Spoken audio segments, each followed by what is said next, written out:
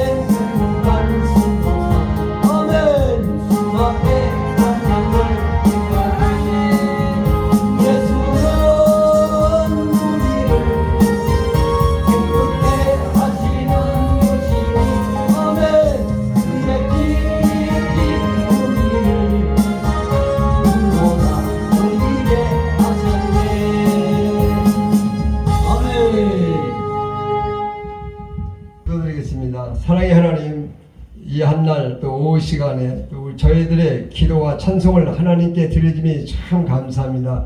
영광 홀로 받아 주옵소서. 오늘 또 우리에게 말씀하시기 원하시는 아버지 하나님, 우리 김영환 장로님 준비해서 단상에 솟아오니 성령의 기름 부으심과 일하심과 역사하심이 충만케 하시어서 예비된 복된 말씀이 우리 영혼과 우리 심령을 골수를 쪼개고도 남는 복된 시간으로 아버지 하나님 은혜 베푸사 그 말씀이 생명이 되어지게 하시고 능력이 되게 하시고 이 시대의 사명의 소명을 감당하기에 부족함이 없는 복된 시간으로 은혜 축복 내려 주시옵소서. 아버지 이 사명을 감당하려면 눌린 것과 지친 것과 병든 것과 하지 못하는 것 아버지 하나님 말씀으로 치유해 주시고 아버지께 늘 기쁜 마음으로 감사함으로 아버지께 드려지는 복된 이한 시간 은혜 축복 내려 주시옵소서. 이 시간 첫 시간을 마치는 시간까지 홀로 영광 받으시고 흡족한 은혜 주실 걸 믿고 우리 주 예수 그리스도의 이름으로 기도드립니다.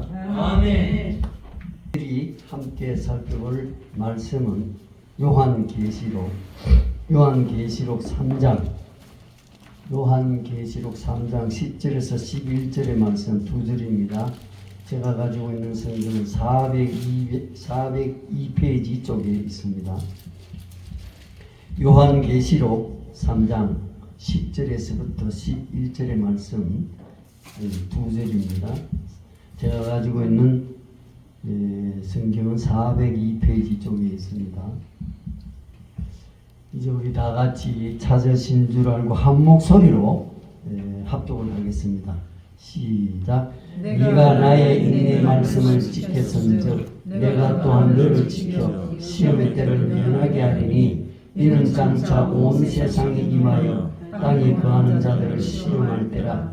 내가 속히 오리니 네가 가진 것을 굳게 잡아 아무도 이 멸망을 빼앗지 못하게 하라. 아멘. 이 말씀은 하나님의 말씀입니다. 이제 우리 사모님 나오셔서 찬송해 주시겠습니다.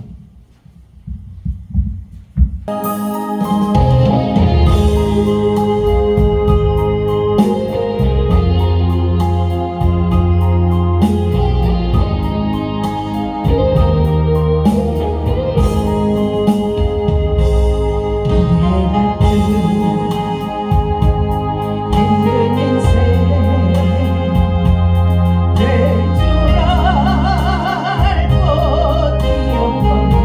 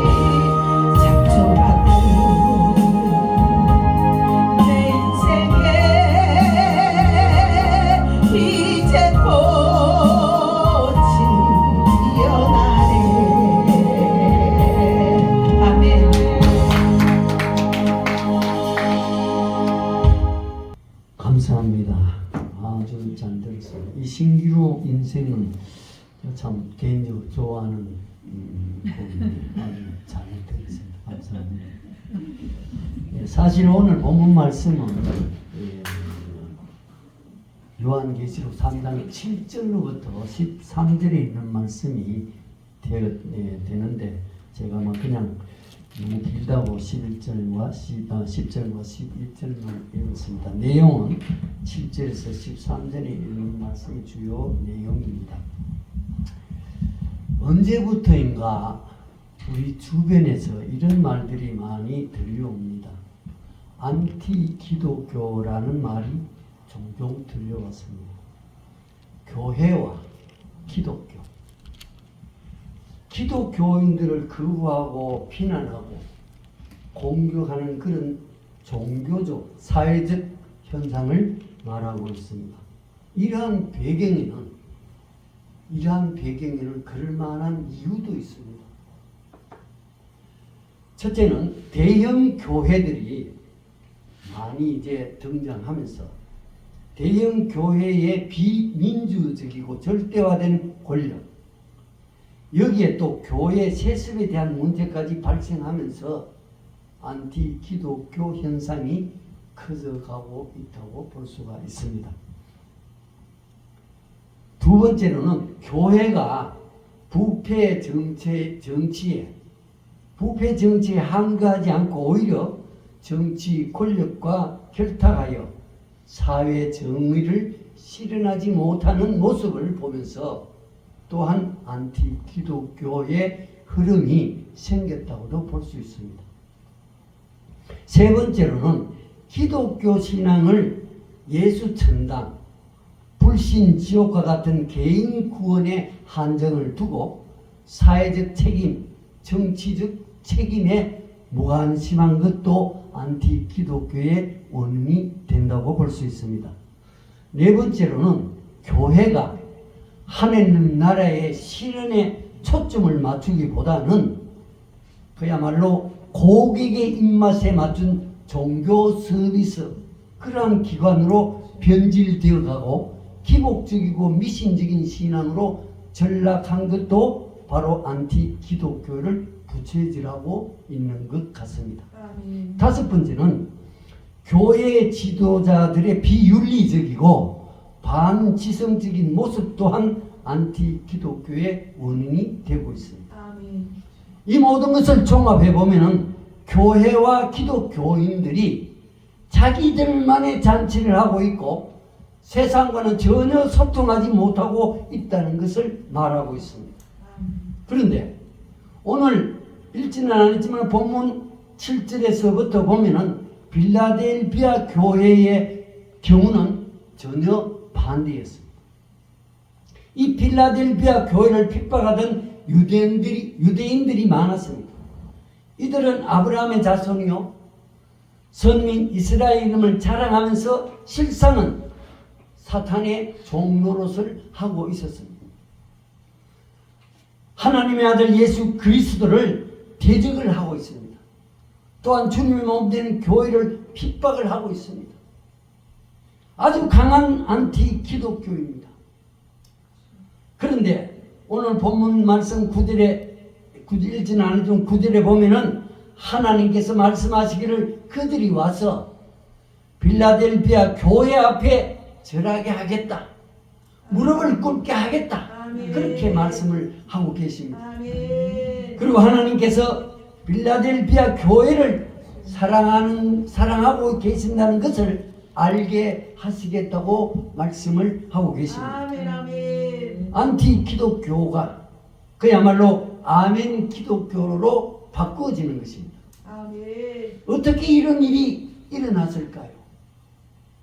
하나님께서는 오늘 성경 말씀을 통해서 두 가지를 말씀하고 있습니다.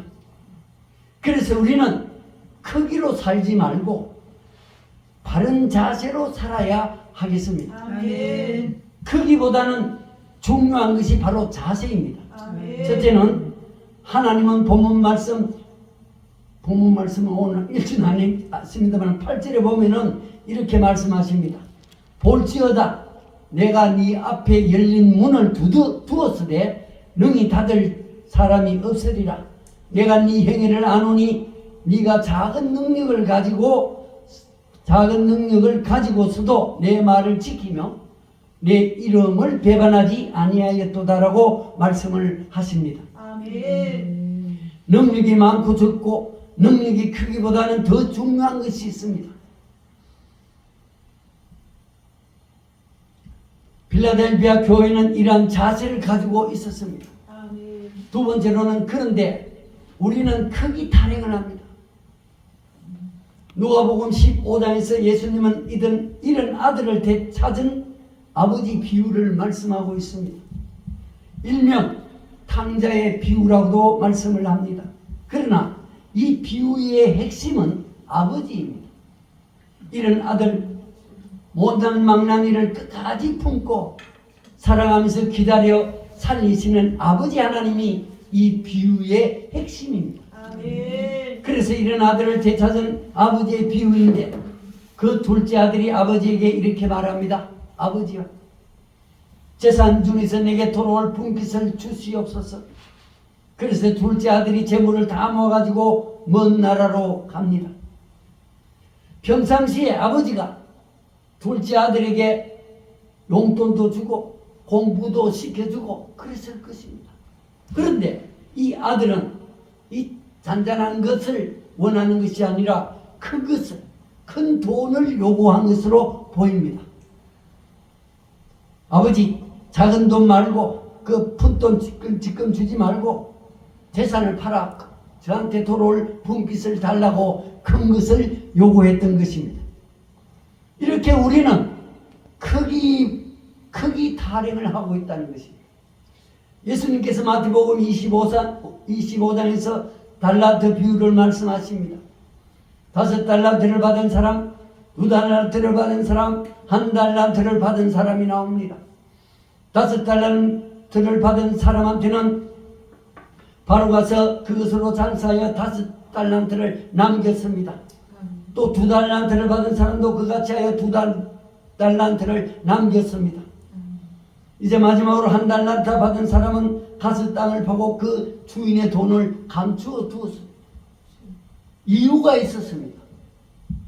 주인이 너무 인색하고 독해서 장사해서 이익을 남기면은 다 주인의 것이 될 게 뻔하고 만약에 장사해서 실패하면 그 책임을 자신에게 물어 배상하라고 할 것이라고 생각했기 때문입니다. 나중에 주인이 돌아옵니다. 결산보고를 받습니다. 5달란트, 2달란트 받은 사람에게 똑같이 말씀을 하십니다.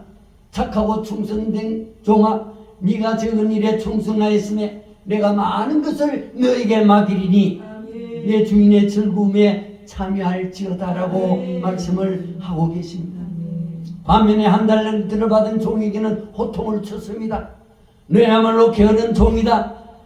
내가 심지 않은 곳에서 거두고 뿌리지 않은 데서 모으는 줄 알고 있었다면 내 돈을 쓸 사람에게 구워주었어.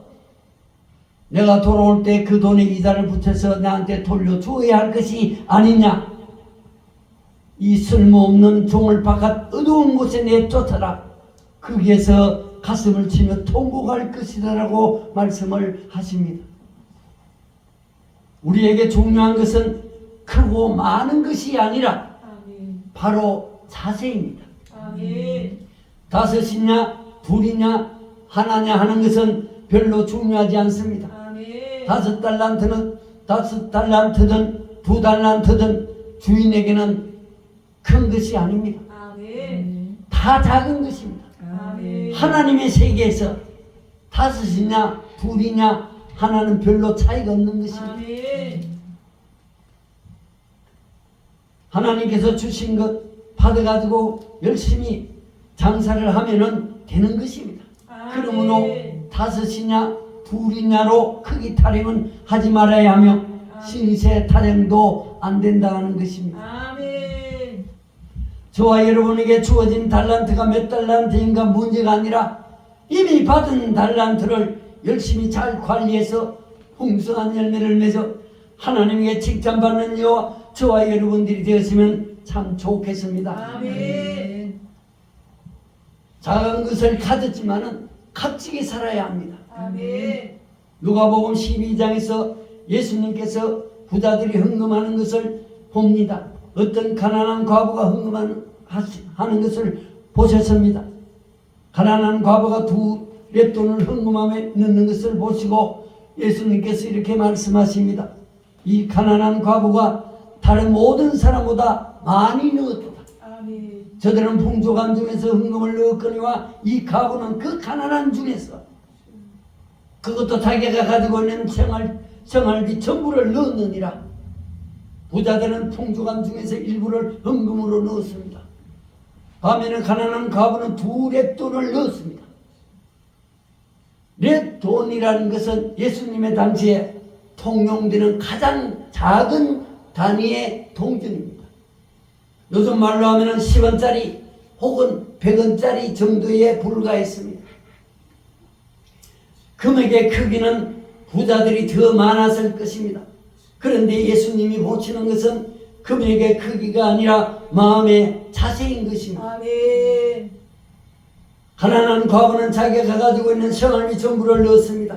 아멘. 부자들은 자기가 쓸 것 다 쓰고 넘치도록 쓰고는 일부를 인색하게 계산하면서 하나님께 바쳤던 것입니다. 또 반면에 다른 사람들은 얼마나 헌금하는지 눈치를 보면서 했을 것입니다. 본문의 정황상 그렇다는 것입니다. 그래서 그런지 공동번역 성경은 이 부분을 저 사람들은 모두 넉넉한 데서 얼마씩을 예물로 바쳤지만은 이 과부는 구차하면서도 가진 것을 전부 바친 것이라고 공동번역에는 그렇게 기록을 하고 있습니다. 아멘. 과부는 적은 것을 가졌지만은 값지게 살았다고 말씀하고 있습니다. 아멘. 또한 예수님이 십자가에 달리셨을 때에 아리마대 요셉이라는 사람이 있었습니다. 사복음서에 나오는 인물이기도 하지만은 또한 산헤드린 공회원이기도 했습니다. 그러나 예수님을 빌라도에게 고소하여 십자가형에 처하기로 한 공회의 결정에 동의하지 않는 공회원이기도 합니다. 하나님 나라를 기다리는 예수님의 제자이자 또한 부자였습니다. 이렇게 예수님이 십자가상에 달려 돌아가신 후에 빌라도에게 가서 예수님의 시체를 달라고 하였습니다. 이것은 어떻게 보면은 목숨을 내어놓아야 할 그러한 단계이기도 합니다. 아멘. 그러나 목숨을 걸고 이러한 용기를 내어서 예수님의 시체를 달라고 얘기를 했던 것입니다. 대단한 용기였습니다. 아멘. 그래서 예수님의 시체를 받아가지고 바위 속에 판 무덤, 그것도 자기가 설려고 준비해둔 무덤이었습니다. 그야말로 부자들의 무덤이었습니다. 이 무덤에 예수님의 시신을 모신 것입니다. 예수님을 향한 사랑과 믿음이 있었기에 자기가 설려고 준비한 무덤을 내놓은 것입니다. 아멘. 돈 있으면 부자이면 이렇게 돈을 써야 되지 않겠습니까? 이런 곳에 돈을 써야 되지 않겠습니까? 아멘. 잘 사는 사람이란 부유한 사람이 아니라 잘 선택하는 사람이기도 합니다. 아멘. 가진 것이 많다면 아리마대 요셉처럼 살아야겠습니다. 가진 것이 적다면 2렙돈 드린 과부처럼 살아야 하겠습니다. 아멘. 적은 것을 가졌지만은 값지게 살아야 된다고 말씀을 하고 있습니다. 아멘. 그러려면은 우리는 인내가 필요합니다. 아멘. 크기로 살지 않고 자세로 산다는 것 어렵습니다. 아멘. 누가 알아주지도 않는 것 같고 하나님도 알아주지도 않는 것 같다는 생각이 들 때가 많습니다. 왜 세상은 여전히 큰 교회, 많이 가진 부자, 많이 배운 사람, 권력을 가진 사람, 이런 사람이 주목받기 때문입니다. 그러므로 우리는 인내가 필요합니다. 아멘. 그것도 즐겁게 인내해야 합니다. 아멘. 우리는 크기로 살지 않고 자세로 사는 데에 필수 덕목이 인내입니다. 아멘. 어느 집사님이 극동방송에서 간증을 하는 것을 들었습니다. 이 집사님은 믿지 않는 남편이 술을 너무 좋아한답니다. 그래서 이 남편을 타일러 보기도 하고 육박 지르기도 해보고 온갖 얘기를 해도 남편이 말을 안 듣습니다. 그래서 최고의 수단으로 이 집사님은 하나님께 40일 동안 작정을 하고 기도로 시작했습니다. 그런데 40일이 다 되어 가는데도 하나님께서 특별한 응답도 없으시고 남편은 늘 술 먹고 그냥 그대로 하나도 변한 게 없었습니다. 그런데 마지막 40일이 되었습니다. 이 40일이 됐는데도 남편은 돌아오지도 않고 밤이 되었는데 돌아오지도 않고 저렇게 술만 퍼마시고 있으니까 속이 상했습니다. 그래서 이 집사님이 생각하기를 아직도 남편은 지금도 어디서 술만 퍼마시고 있겠구나라는 생각을 하니 그야말로 이 화가 나서 미칠 지경이었어요. 에라 모르겠다 잠이나 자자고 잠자리에 누웠는데 곁에서인지 안에서인지 비몽사몽간에 이런 음성이 들렸습니다.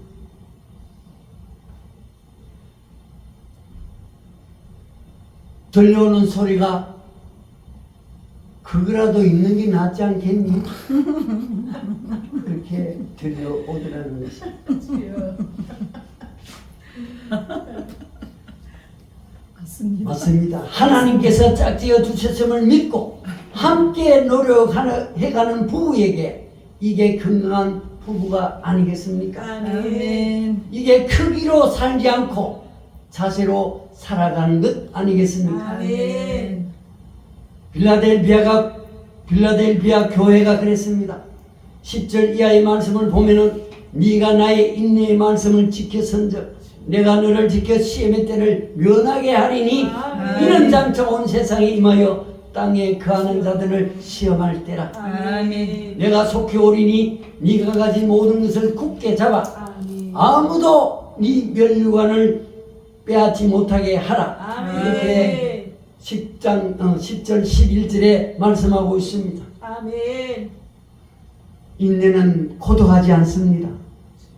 네가 나의 인내의 말씀을 붙잡아야 지켰은즉 내가 또한 너를 지켜 인내하라는 주님의 말씀을 지켜 아멘. 내가 인내하면은 주님께서 또한 나를 지켜 주십니다. 아멘. 인내는 결코 고독하지 않습니다. 아멘. 반드시 주님이 동행하여 주십니다. 아멘. 저와 여러분들은 인내하면서 수충의 과정을 거쳐야 할 것입니다. 아멘. 그때 비로소 우리는 성숙되어질 것입니다. 아멘. 저와 여러분들이 잘 알고 있는 모세가 그랬습니다. 애굽 왕자로 40년 훈련을 받았습니다. 그러나 이것만으로는 부족했습니다. 미장 광야에서 40년 더 인내의 말씀을 지켰습니다. 아멘. 그랬을 때에 혈기와 분노, 한이 많았던 모세가 40년 숙성의 과정을 거쳐 성숙되어 마침내 출애굽 지도자가 되었습니다. 아멘. 욥 또한 그랬습니다. 아멘. 욥은 이유를 알 수 없는 고난이었습니다. 욥은 온전하고 정직하고 하나님을 경외하여 살아왔던 사람으로 악하고는 거리가 먼 사람이었습니다. 그러나 이유를 알 수 없는 고난을 당합니다. 전 가족이 죽었고 전 재산이 불탔습니다. 뿐만 아니라 몸에 병까지 들었습니다. 그러나 욥은 인내의 말씀을 묵묵히 지켜나가고 있었습니다. 아멘. 그냥 인내하는 겁니다. 아멘. 그랬을 때에 더욱 숙성되고 성숙이 됩니다. 욥은 그런 기대가 있었습니다. 이런 고난의 때에 인내의 말씀을 지키면 내가 더 성숙해질 것을 믿었습니다. 아멘. 연단을 통해 순금처럼 더 성숙해질 것을 믿고 기대한 것입니다. 실제로 욥이 고난 끝 부분에 가서 이렇게 고백을 합니다. 42절 5절에 보면은 42장 5절에 보면 내가 주께 대하여 귀로 듣기만 하여 사오나 이제는 눈으로 주를 보네. 아멘. 아멘. 얼마나 놀라운 역사입니까? 아멘. 인내하면서 숙성의 과정을 거칠 때에 이렇게 성숙되는 것입니다. 아멘. 지금은 인내의 말씀을 붙잡아 할 때입니다. 예수님이 그리하셨습니다. 예수님께서 십자가 대속의 제물이 되어 죽으셨습니다. 하지만 예수님께서 원하지 않는 십자가였습니다. 이렇게 말씀하십니다. 할 수만 있다면 십자가를 펴고 싶었습니다. 이스라엘 백성들도 예수님이 십자가 지시는 것 원치 않았습니다. 이스라엘의 정치적 왕이 되어 이스라엘을 로마의 지배로부터 해방시켜 주기를 원했던 것입니다. 그러나 예수님은 이렇게 크기로 살지 않고 바른 자세로 사셨습니다. 아멘. 세상의 큰 왕이 아니라 하나님의 뜻대로 순종하여 십자가 형틀에 매달리는 제수의 길을 걸어가셨습니다. 아멘. 아멘. 예수님은 이스라엘의 정치적 왕이라는 크기로 살지 않으시고 하나님의 뜻에 순종하는 자세로 살았습니다. 아멘. 여기는 인내가 필수입니다. 아멘. 원하지 않는 십자가입니다. 할 수만 있다면 피하고 싶은 십자가였습니다. 그러나 하나님의 뜻에 순종하여 십자가를 지신 것입니다. 아멘. 많은 군중들이 십자가 위에서 뛰어내리라고 소리쳤습니다. 너무 고통스러웠습니다. 나의 하나님, 나의 하나님, 어찌하여 나를 버리셨나이까? 이러한 절규가 저절로 나왔습니다. 아멘. 그러나 예수님은 인내하셨습니다. 아멘. 칠흑 같은 어둠 속에서, 공포 속에서 예수님은 끝까지 십자가 자리를 지켰습니다. 아멘. 그러실 때에 하나님이 예수님을 지켜 주신 것입니다. 아멘. 네가 나의 인내의 말씀을 지켰은즉 내가 또한 너를 지켜 시험의 때를 면하게 하리니 아멘. 아멘. 이런 장차 온 세상에 임하여 거하는 자들을 시험할 때 아멘. 이어서 11절에 내가 속히 오리니 네가 가진 것을 굳게 잡아 아멘. 아무도 네 면류관을 빼앗지 못하게 하라. 아멘. 아멘. 하나님이 예수님과 동행하시고 계셨습니다. 아멘. 저와 여러분들도 이렇게 즐겁게 인내해 나가시면 좋겠습니다. 아멘. 그런데 사실 이 11절에 10절과 11절의 말씀은 저희 화장실에 이렇게 붙여놓았습니다. 붙여놓은 말씀을 제가 늘 읽으면서 하나 참 섭섭한 게 있었어요. 말씀 속에서 11절에 보면 내가 속히 오리니 네가 가진 것을 굳게 잡아 아무도 네 면류관을 빼앗지 못하게 하라 그렇게 말씀을 했었는데 이 마지막 부분에 그 기왕이면 네 면류관을 빼앗지 못하게 하리라 그 한자만 더 들어가면은 이 만사가 형통인데 이 한자가 빠지는 바람에 이게 참 저한테는 너무너무 이게 뭐라고 말씀을 드려야 할지 이걸 그 한자만 더 들어가면 내가 그래서 막 인내가 정말로 들어가죠. 참말로 만사가 형통인데 그래서 가만 인내. 생각을 해볼 적에 하나님께서 하시는 일이 있고 아멘. 너희들도 할 일이 있다 아멘. 라는 것을 아멘. 마음속에 뼛속에 깊이 박히는 아멘. 그 체험을 했습니다. 아멘. 아멘. 모든 맛집의 공통점은 숙성입니다. 아멘. 고깃집도 빵집도 숙성을 거쳐야만 맛있는 음식이 만들어진다고 합니다. 아멘. 발효는 밀폐된 공간에서 만들어지는데 발효는 일정 기간 그 한 자리를 지킬 때 일어난다고 합니다. 아멘. 그럴 때 보이지 않는 미생물이 활발하게 활동하여 잘 숙성되어 간다고 합니다. 크기로 살지 않고 자세로 산다는 것 참으로 어렵습니다. 아멘. 누가 알아주지도 않고 하나님도 알아주지 않는 것 같다는 생각이 들 때가 많습니다. 아멘. 세상은 여전히 크기를 보기 때문입니다. 아멘. 세상은 여전히 큰 교회, 많이 가진 부자, 많이 배운 사람, 권력을 가진 사람 이러한 사람들이 주목받기 때문입니다. 아멘. 그러나 예수님을 따라 크기가 아니라 자세로 살아가야 하겠습니다. 아멘. 이스라엘의 정치적 왕의 크기가 아니라 하나님의 뜻에 순종하는 자세로 살아가는 저와 여러분들이 되면 참 좋겠습니다. 아멘. 아멘. 그러려면은 인내가 필수입니다. 아멘. 이게 십자가 신앙입니다. 아멘. 인내 절대로 고독하지 않습니다. 아멘. 우리 주님이 동행해 주시기 때문에 아멘. 아멘. 본문 10절의 말씀과 같이 네가 나의 인내의 말씀을 지켜선적 내가 또한 너를 지켜 아멘. 주시겠다고 말씀하십니다. 아멘. 사도 바울의 고백이요 간증입니다. 아멘. 우리가 선을 행하되 낙심하지 말지니 포기하지 않으면 때가 이르되 아멘. 이름에 그들이라고 갈라디아서 6장 9절에 말씀하십니다. 아멘. 사랑하는 여러분, 고난이 닥쳐올 때 우리는 인내하면서 숙성 기간을 거쳐 성숙되어가는 저와 여러분들이 되어지면 참 좋겠습니다. 아멘. 이제 마지막으로 한 예화를 들고 말씀을 맺도록 하겠습니다.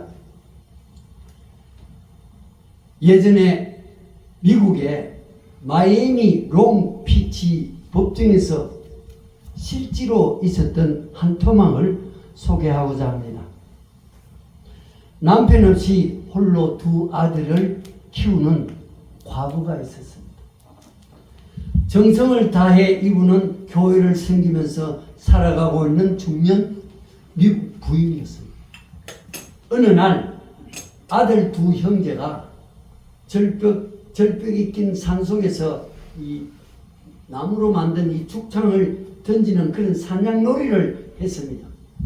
그때에 그 지역의 유명한 인사가 말을 타고 그것을 산책을 하다가 하필 이 아들 형제가 던진 죽창이 말의 눈에 적중해서 말이 놀라 바람에 펄쩍펄쩍 뛰는 바람에 말과 저명 인사가 그만 낭떠러지에 떨어져 죽고 마는 사고가 발생했습니다. 말에서 떨어 죽은 인사도 문제이지만은 그 말의 가격도 자그마치 1,000만 불이 넘는 세계에서 몇 마리밖에 안 되는 엄청난 비싼 명마였습니다. 그래서 두 아들은 재판을 받게 됩니다. 그래 법정 판사가 이 두 아들에게 묻습니다. 누구의 죽창이 말의 눈을 찔렀느냐고 묻습니다. 이를 두고 형제는 형이 그랬다 하고 또 좀씩 동생이 그랬다. 아닙니다. 내가 그랬습니다. 서로가 제가 그랬다. 아닙니다. 제가 그랬습니다. 서로가 이렇게 자기가 했다고 하니까 이 두 형제의 우정이 우애가 너무 아름다운 거예요. 그런데 우정은 우정이고 죄는 죄이기 때문에 둘이가 서로 자기가 던진 죽창에 맞아 말이 놀라서 그런 사고가 났다고 하니까 도대체 누가 했는지 판사로서는 가를 수가 없었어요. 그래서 그 엄마인 부인을 법정 앞에 세웠습니다. 이 두 형제가 우정이 좋아서 서로가 자기가 던진 죽창에 말이 눈에 꼽혀서 놀래가지고 죽었다 하는데 나로서는 더 이렇게 이걸 누가 했는지를 가리지를 못하겠다. 두 사람 중에 한 사람만 벌을 받으면 되는데 내가 못 고르겠으니 엄마인 당신이 좀 골라주라. 어느 사람은 처벌하면 되겠느냐. 고르는 것, 누가 던지는 것을 고르는 것이 아니라 두 형제 중에 누구를 벌을 주면 되겠느냐 골라라고 그렇게 말을 했습니다. 그런데 이 부인이 기가 차도 안 하잖아요. 그래서 한참 눈을 감고 묵상하면서 기도를 했습니다. 한참 조용한 시간이 흐르고 난 뒤에 부인이 이렇게 말했습니다. 큰 아들을 벌하십시오. 그렇게 얘기를 했습니다. 근데 그 말을 들은 후에 판사가 왜 큰 아들이냐고 말씀을 하십니까? 그렇게 되물었습니다. 그랬더니 이 부인이 하는 말이 큰 아들은 전처의 아들이고 작은 아들은 제가 낳은 아들입니다. 그래서 또 판사가 합니다. 그러면은 자기가 낳은 아들이 더 소중하지 않느냐 그렇게 되물었습니다. 그 말을 들은 이 부인이 하는 말이 저는 크리스찬입니다. 저는 그리스도인이고 하나님의 자녀로서 교회에서 배우고 익힌 나의 삶은 오직 하나님의 영광을 위해 사는 삶입니다. 아멘. 그런데 제가 큰 아들을 죽게 한다면 하나님께 영광이 되지 않기 때문입니다. 이 말이 끝나자 장례가 지두군 듯이 고요하게 조용했습니다. 방청객들은 물론 부인의 말에 감동받은 판사가 한동안 침묵이 흐른 후에야 판사가 이렇게 말합니다. 부인, 지금까지 30년 넘게 재판에 오면서 오늘과 같이 인간예로 감동받기는 처음입니다. 두 아들도 또 어머니도 미국 사회를 아름답게 선도할 모범적 가족이라고 판단한 이 판사는 힘주어 판결문을 낭독을 하는데 내가 판사의 권한으로 두 아들을 석방한다라고 땅땅땅 판결을 내렸다는 것입니다. 그러기에 오늘날 미국이라는 나라가 비록 많은 가오와 실수를 범하기도 했지만은 세계를 이끌어 나갈 수 있는 원동력이 이러한 곳에서 나오는 것이 아닌가 합니다. 두 아들의 아름답고 기특한 정신, 또 숭고한 신앙생활을 바탕으로 전체의 아들과 친자식을 함께 키우며 두 아들이 서로 범인이라고 주장하게끔 한 엄마의 인성교육, 인간성을 바로 세우도록 가정에서 교육한 어머니의 숭고한 모습이 오늘날의 미국이라는 나라를 대변하고 있는 것 아니냐 그 말입니다. 요즘 한국 사회의 유명 인사들이라고 할 수 있는 정치가, 종교인, 사회 저명 인사들이 부모로서 져야 할 책임을 남에게 전가하고 자기들 잘못을 남의 탓으로 돌리는 정치 사례들이 만연하는 이 세상에 그야말로 경종을 울리는 메시지가 아닌가 생각이 듭니다. 저와 여러분은 하나님의 아들과 딸로서 크리스찬으로서 잘못한 것을 남의 탓으로 돌리지 말고 인성과 숭고한 모습으로 살아계신 여호와 우리 아버지 앞에 영광 돌리는 그리스도인들이 되시기를 예수 그리스도의 이름으로 기원합니다. 아멘. 다 같이 기도드리겠습니다. 지금도 살아 역사하시는 여호와 우리 아버지 하나님, 참으로 고맙고 감사합니다. 죄로 말미암아 영원히 죽을 수밖에 없는 저희들, 아버지 하나님께서 택하여 주시고 자녀로 삼아 주심을 진심으로 감사합니다.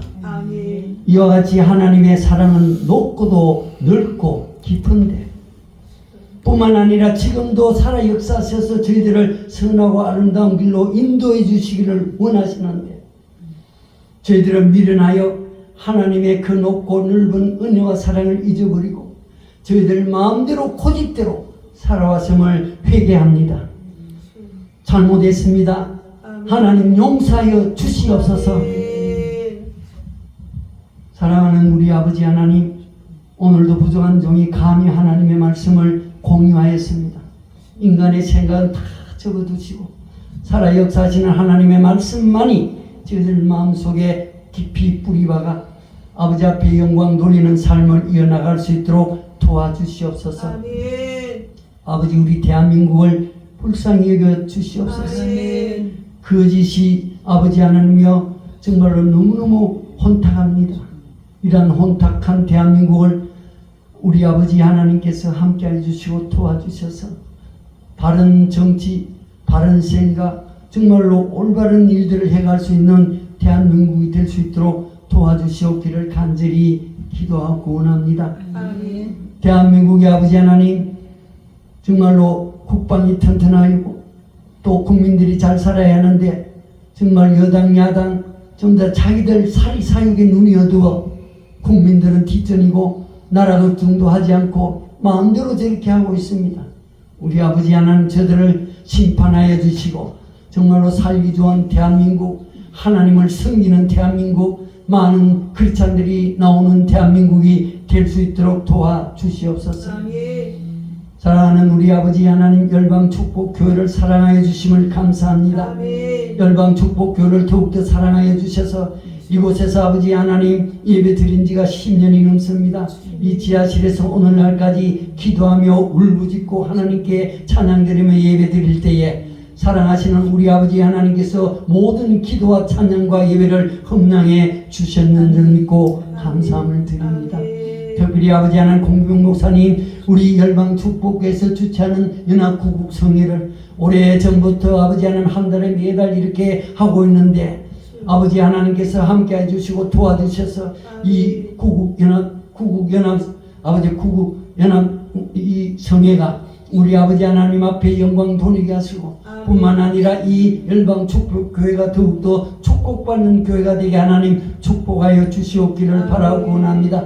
열방축복교회 모든 아버지 하나님 멤버들이 있습니다. 하나같이 아버지 하나님 함께 해주시고 도와주시고 영과 육을 강건케 하나님 축복하여 주시옵소서. 각자 섬기는 교회와 기도원 그리고 아버지 하나님 참석하고 하나님께 영광 돌리는 많은 아버지 하나님 목사님들 우리 아버지 하나님 함께 해주시고 도와주셔서 아버지 하나님 저희들이 이 땅에서 살아있는 동안 여호와 우리 아버지 하나님 앞에 영광 돌리며 건강한 몸으로 아버지 앞에 더더욱 나아갈 수 있는 저와 모든 분들이 될 수 있도록 하나님 도와주시옵기를 간절히 기도하고 원합니다. 아버지 하나님 이 한 시간도 빈손 들고 나오지 않으고 하나님 아버지 앞에 예물을 드렸습니다. 이 예물이 쓰이는 곳곳마다 우리 아버지 하나님의 역사하심이 나타나게 하시고 영광이 나타나게 하나님 축복하여 주시옵소서. 드리는 모든 손길을 우리 아버지 하나님 함께하여 주시옵기를 간절히 기도하고 원하올 때에 이 모든 말씀 예수 그리스도의 이름으로 기도 올리옵나이다. 아멘.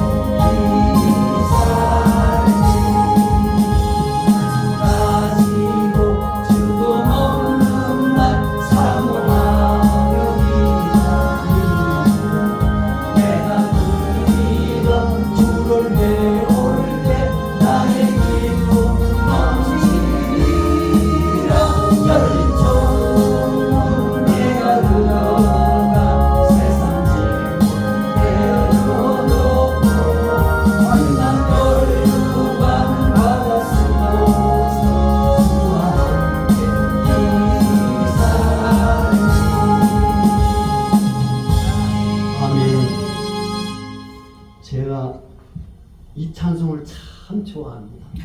이 찬송, 저도 좋아요. 예, 이 찬송을 이제 나이가 드니까 이 찬송을 내가 하나님 앞에 갔을 적에 세상의 모든 무거운 짐 내려놓고 아멘. 참 열감받고 하나님과 산다 하는 생각하니까 너무너무 좋은 거예요. 아멘. 너무너무 좋아. 감사합니다.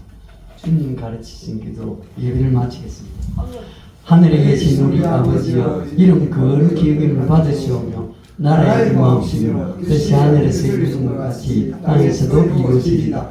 오늘날 우리에게 필요한 양식을 주옵시고 우리가 우리에게 죄인들을 사하여 준 것 같이 우리 죄를 사하여 주옵시고 우리를 시험에 들게 하지 마옵시며 다만 악에서 구하옵소서. 내게 나라와 권세와 영광이 아버지께 영원히 있사옵나이다.